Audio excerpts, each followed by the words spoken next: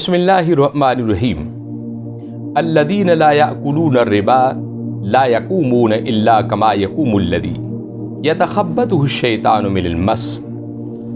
خالق کائنات نے اس آیہ کریمہ کے اندر سود خوروں کے بارے میں بتایا کہ قیامت والے دن جب وہ اپنی قبروں سے اٹھیں گے تو ان سے اٹھا نہیں جائے گا۔ خالق فرماتے کہ الذین لا یأکلون الربا لا یقومون الا کما یقوم الذی یتخبطہ الشیطان من المس۔ جب انسان قیامت والے دن اپنی قبر سے اٹھے گا اسے اٹھا نہیں جائے گا اور شیطان اس کو مس کر رہا ہوگا۔ وہ کبھی گر رہا ہوگا، کبھی کھڑا ہو رہا ہوگا، اور اس کی حالت یہ ہوگی کہ جس طرح ایک انسان فالج زدہ ہوتا ہے۔ یہ کیوں؟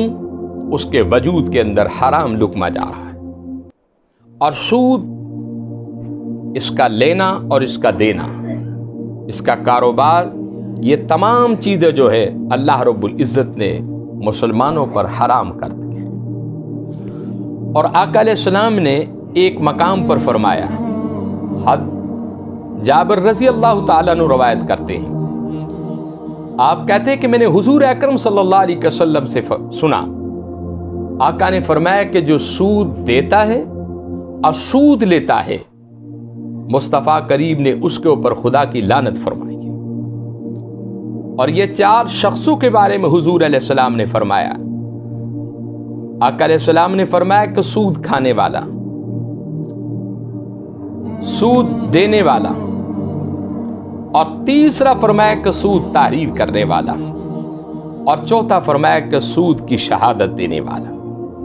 یعنی یہ 4 شخص ہیں، سود کھانے والا، سود کھلانے والا، اور سود کی تحریر کرنے والا، اور سود کی شہادت دینے والا۔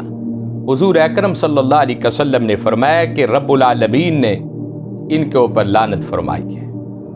یہ لعنتی لوگ ہیں، اور جسے رسول خدا لعنتی کہتے یقیناً وہ دنیا میں رسوا ہو جاتا ہے۔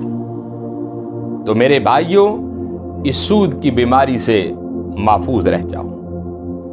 آقا نے کیا خوبصورت فرمایا کہ سود کھانے والے، سود کھلانے والے، سود کی تحریر کرنے والے، اور سود کی شہادت دینے والے۔ حضور علیہ السلام نے فرمایا کہ خدا نے ان 4 پر لعنت فرمائی ہے۔ تو ہمیں چاہیے ہم ایسی بیماریوں سے محفوظ رہیں۔ اور ایک حدیث پاک میں آتا ہے، حضور اکرم صلی اللہ علیہ وسلم نے فرمایا کہ ایک شخص نماز پڑھتا ہے، عابد بھی ہے، زاہد بھی ہے، متقی ہے، تمام کوالٹیاں اس کے اندر موجود ہیں، لیکن وہ سود کا کاروبار کرتا ہے۔ خالق کائنات قیامت والے دن اسے جنت میں داخل نہیں ہونے دیں گے۔ اور ایک روایت میں یوں آتا ہے، حضور اکرم صلی اللہ علیہ وسلم نے فرمایا، ابن ماجہ شریف کی حدیث پاک ہے، عن ابی ہریرہ عن النبی صلی اللہ علیہ وسلم الربا 73 حوبا ایسرها ان ينكح الرجل ابی۔ آقا علیہ السلام نے فرمایا کہ سود 70 گناہوں جیسا ہے، اور ان 70 گناہوں میں ادنا اور چھوٹا گناہ یہ ہے کہ سود ایسا ہے جیسا تو اپنی ماں سے زنا کر رہا ہے۔ الیاذ باللہ، استغفر اللہ۔ آقا علیہ السلام نے فرمایا کہ سود 70 گناہوں جیسا ہے، اور ان 70 گناہوں میں آخری گناہ یہ ہے کہ تو اپنی ماں سے برائی کر رہا ہے۔ ہمیں چاہیے ہم ان کاموں سے محفوظ رہیں کہ سود لینا دینا، سود کا کاروبار کرنا، یوں سمجھ لیے کہ جیسے اپنی ماں سے تو زنا کر رہا ہے۔ ماں کتنی عظیم اور کتنی برکت والی، کتنی عزت والی، کتنی احترام والا ماں کا رتبہ ہے۔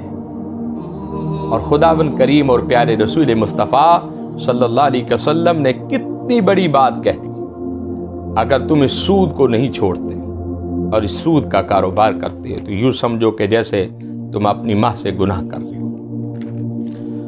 اور ایک حدیث رسول میں یوں آتا ہے، آقا علیہ السلام نے فرمایا کہ عن عبداللہ بن حنظلہ غسیل الملائکہ قال قال رسول اللہ صلی اللہ علیہ وسلم درہم ربا اکلہ الرجل وہو یعلم اشداء من ستتی، مسند امام احمد میں یہ حدیث پاک ہے۔ حضور رحمت عالم صلی اللہ علیہ وسلم نے فرمایا کہ سود کا ایک درہم کھا لینا ایسا ہے کہ جیسے 70 عورتوں سے تم نے زنا کیا ہے۔ آقا علیہ السلام نے فرمایا کہ سود کا ایک درہم بھی اگر تم کھاتے ہو تو یوں سمجھ لو کہ جیسا کہ تم نے 36 عورتوں سے زنا کیا ہے۔ اللہ رب العزت ہمیں ایسا رزق خدا ہمیں اس سے دور رکھے۔ اور ایک حدیث رسول پاک میں آتا ہے، حضور اکرم صلی اللہ علیہ وسلم نے فرمایا کہ سود بھی شرک کے برابر ہے کہ تم اس سے محفوظ رہو، اور شرک بہت بڑی بیماری ہے۔ ان الشرک لظلم عظیم، کہ شرک بھی بہت بڑی بیماری ہے۔ حضور رحمت عالم صلی اللہ علیہ وسلم فرماتے کہ میں معراج کی شب اقدس